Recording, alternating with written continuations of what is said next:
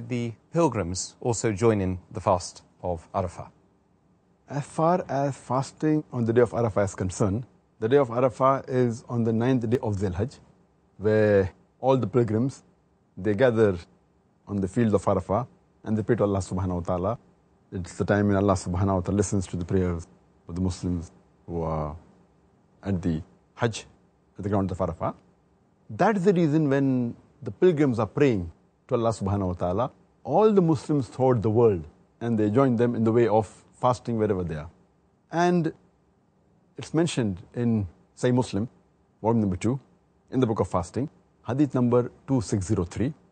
A person asked the Prophet that what is the significance of fasting on the 9th of Dhul Hajj, that is on the day of Arafah. The Prophet says, anyone who fasts on the day of Arafah, on the 9th of Dhul Hajj, 2 years of his sins will be expiated. That is 1 year, that is the preceding year, and 1 is the following year.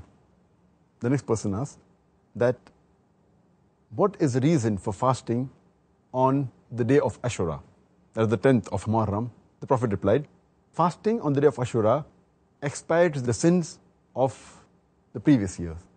So the main reason we fast on the day of Arafah is that it expiates the sins of 2 years, the previous year as well as the following year. And there was a misunderstanding. Some people think that you should not fast on the day of Arafah because there are hadiths talking about that.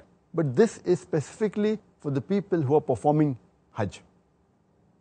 And there's a hadith mentioned in Sahih Bukhari, volume number 3, in the book of fasting, hadith number 1988, where when the Prophet performed Hajj, the companions were wondering whether the Prophet was fasting or not.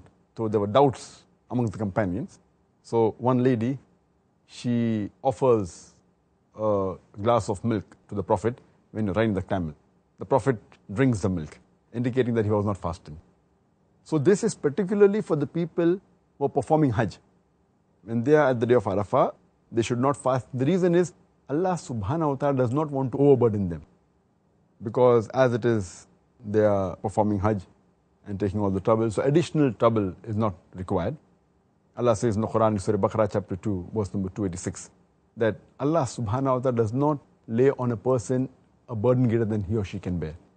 And furthermore, since the people are traveling, in Hajj they're traveling, so as it is for a traveler, fasting is exempted.